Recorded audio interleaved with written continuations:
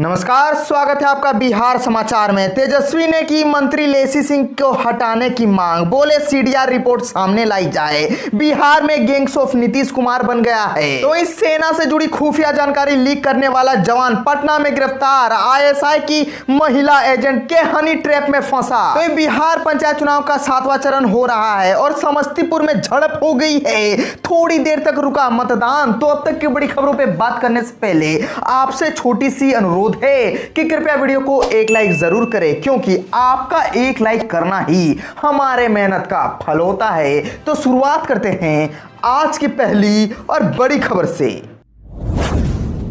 तेजस्वी ने की मंत्री लेसी सिंह को हटाने की मांग, बोले सीडीआर रिपोर्ट सामने लाई जाए। बिहार में गैंग्स ऑफ नीतीश कुमार बन गया है। नेता प्रतिपक्ष तेजस्वी यादव ने नीतीश सरकार के मंत्री लेसी सिंह पर लग रहे हत्या के आरोप के बाद उन्हें हटाने की मांग की है। उन्होंने कहा है कि ईमानदारी से मामले की जांच कराए। सत्ता के लोगों का संरक्षण अपराधियों को मिल रहा है। नीतीश कुमार समय तय कर रहे हैं कि लेसी सिंह को कब तक हटाएंगे। अब और कितनी बहनें विधवा होंगी तब कार्रवाई होगी। जब ऐसी घटना होती है तो नीतीश कुमार मुंह में दही जमाकर गायब हो जाते हैं। तेजस्वी ने कहा कि बिहार पुलिस पूरी तरह से नीतीश कुमार की पुलिस हो गई है। गैंग्स ऑफ फतेहपुर हो गया है। अगर ठीक से हत्या और अन्य मामलों की जांच हो जाए तो नीतीश कुमार के सभी मंत्री बेऊर जेल में होंगे। गैंग्स ऑफ नीतीश कुमार बन गया है। नीतीश कुमार और योगी आदित्यनाथ में अंतर ही नहीं है। पटना में रविवार को प्रेस कॉन्फ्रेंस में तेजस्वी ने कहा कि डबल इंजन में एक इंजन भ्रष्टाचार में लगा है और दूसरा अपराध में। पहले गोली मारने वाले गोली मारकर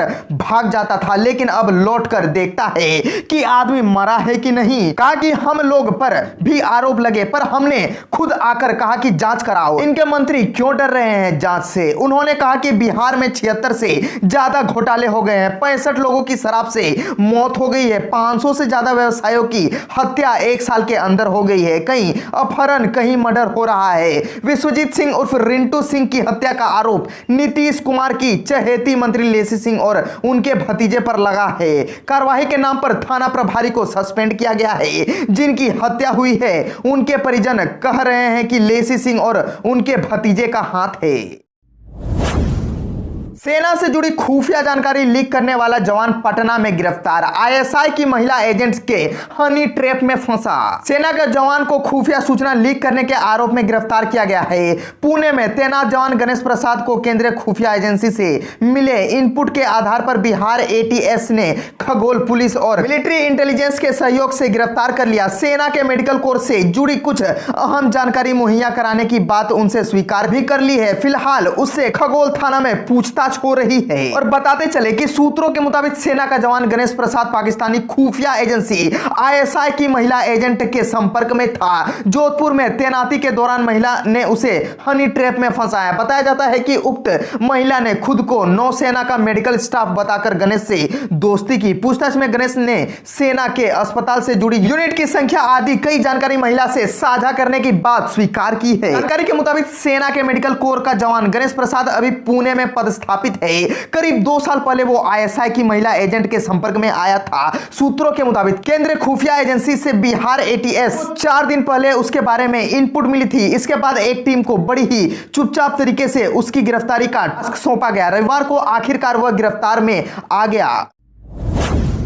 बिहार में 7वां चरण का पंचायत चुनाव हो रहा है, तो वहीं समस्तीपुर में झड़प हो गई है। थोड़ी देर तक रुका मतदान। बिहार में पंचायत चुनाव के 7वें चरण के लिए 37 जिलों के 63 प्रखंडों में 903 पंचायतों में आज मतदान हो रहा है। इससे पटना के 3 प्रखंड भी शामिल है। मतदान सुबह 7 बजे से शुरू हो चुका है, जो कि शाम 5 बजे तक चलेगा। अपने मताधिकार का इस्तेमाल करने के लिए बूथों पर लंबी कतारें लगी हुई है। वोट करने आए मतदाताओं में महिला, बुजुर्ग, दिव्यांगों की अच्छी खासी तादाद है। मतदाताओं के बीच काफी उत्साह दिख रहा है। राज्य निर्वाचन आयोग के अनुसार इस चरण के मतदान को लेकर 12,786 मतदान केंद्र बनाए गए हैं। सभी बूथों पर मानक के अनुसार सशस्त्र बलों की तैनाती की गई है। इसके साथ ही चिन्हित मतदान केंद्रों से लाइव वेबकास्टिंग की व्यवस्था की गई है। राज्य निर्वाचन आयोग के अनुसार इस चरण में 72,85,589 मतदाता अपने मताधिकार का इस्तेमाल करेंगे। इनमें 38,34,000 पुरुष एवं 34,50,436 महिला मतदाता और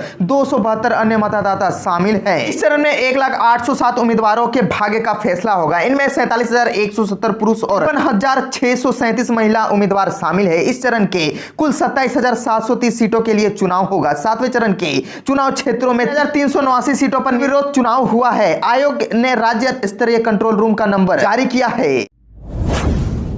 तेजस्वी ने नीतीश सरकार को घेरा, मंत्री लेसी सिंह के इस्तीफे की मांग पर जेडीयू का पलटवार। कांग्रेस नेता और पूर्व जीप सदस्य विश्वजीत सिंह उर्फ रिंटू सिंह हत्याकांड में मंत्री लेसी सिंह के भतीजे की गिरफ्तारी को लेकर पुलिस संदिग्ध ठिकानों पर लगातार छापेमारी कर रही है। हालांकि 48 घंटे के बाद भी पुलिस की टीम को आरोपियों का कोई सुराग नहीं मिला है। इस बीच नेता प्रतिपक्ष तेजस्वी यादव ने इस मामले को लेकर नीतीश सरकार को घेरते हुए मांग की कि खाद्य एवं उपभोक्ता संरक्षण मंत्री लेसी सिंह की इस्तीफा लेकर विश्वजीत उर्फ रिंटू सिंह की हत्या की जांच कराई जाए। साथ ही मंत्री के कॉल डिटेल की जानकारी भी ली जाए। रिंटू के परिजन लगातार आरोप लगा रहे हैं, अगर मंत्री की संलिप्तता नहीं है तो कुछ दिन के लिए इस्तीफा लेकर जांच कराने में क्या हर्ज है। रविवार को पार्टी कार्यालय में प्रेस वार्ता में तेजस्वी यादव ने कहा कि 4 दिन पहले मधुबनी के पत्रकार लापता हुए, उनकी लाश मिली। वाल्मीकि नगर में पार्षद की हत्या हो गई। छठ पूजा में नालंदा में बलात्कार की घटना हुई। सीएम कहते हैं पुलिस अपना काम कर रही है, बावजूद घटनाएं रोज हो रही है। हमने प्रमाण भी दिया, लेकिन सरकार चुप्पी साध गई। कहा कि आजकल अपराधी इतने बेखौफ हो गए हैं कि गोली मारने के बाद दोबारा यह देखने जाते हैं कि व्यक्ति मरा है या नहीं।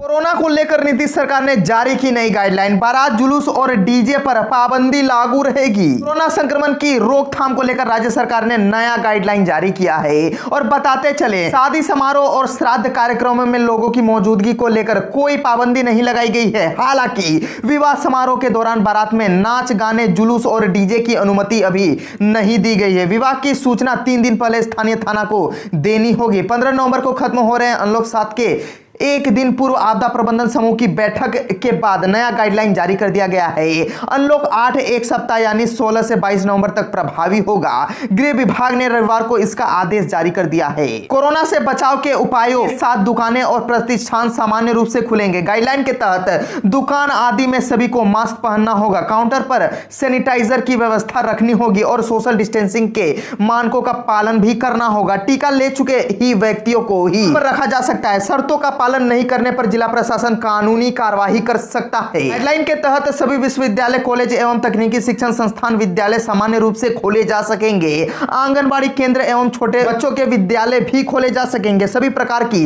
परीक्षाएं मानक संचालक प्रक्रिया के अनिवार्य पालन के साथ आयोजित की जा सकेंगी। कोचिंग संस्थान भी सामान्य रूप से खोले जा सकेंगे। अब 23 नवंबर से बिहार में बढ़ेगी ठंड। 19 से 25 नवंबर तक होगी बारिश। इस बार ज्यादा समय तक रहेगा ठंड का मौसम। बिहार में दस्तक देने के बाद भी ठंड का प्रभाव नहीं दिख रहा है। पूर्वी हवा के प्रभाव से कम होता ठंड का प्रभाव अब 23 नवंबर से प्रभावी होगा। मौसम विभाग के मुताबिक अब 23 नवंबर से ठंड की वापसी होगी। इस बीच पूर्वी हवा के प्रभाव के कारण रात के तापमान में 2 से 3 डिग्री सेल्सियस की बढ़ोतरी होगी। ठंड में थोड़ी देर हो रही है, लेकिन इस बार साल 2021 के मानसून का असर ठंड पर साफ दिखेगा। ठंड काफी समय तक बिहार में अपना प्रभाव बनाए रहेगी। 19 से 25 नवंबर के बीच बारिश का पूर्वानुमान है और इसके बाद ठंड का असर बढ़ जाएगा। मौसम विज्ञान केंद्र के मौसम वैज्ञानिक आशीष कुमार का कहना है कि इस बार ठंड का प्रभाव अधिक समय तक रहेगा। इसका सीधा कनेक्शन मानसून से है। प्री और पोस्ट मानसून दोनों के औसत से अधिक बारिश हुई है। मौसम विभाग का कहना है कि मानसून का असर ठंड पर दिखाई देगा। ठंड का प्रभाव अधिक होने के साथ लंबे समय के लिए होगी। तो बिहार के नवादा से एक शर्मनाक करतूत सामने आ रही है। नवादा में टीचर के बेटे की शर्मनाक करतूत। 2 छात्राओं से किया दुष्कर्म, प्रैक्टिकल की कॉपी देने के बहाने बुलाकर वारदात को दिया अंजाम। दरअसल प्रैक्टिकल की कॉपी देने के बहाने 2 छात्राओं को घर पर बुलाकर उनके साथ 2 युवकों ने किशोर की मिली भगत से दुष्कर्म किया। घटना 8 नवंबर को जिले के अकबरपुर थाना क्षेत्र के एक गांव में हुई। आरोप है कि किशोर ने इस दौरान घटना की वीडियो बना लिया था, जिसके कारण मामला दबा रहा। पर वीडियो वायरल होने पर मामला 13 नवंबर की शाम पुलिस के पास पहुंचा। अकबरपुर पुलिस ने इनमें से 2 अपराधियों को गिरफ्तार कर लिया है। इनमें किशोर भी शामिल है। वहीं एक अन्य आरोपित फरार बताया जाता है।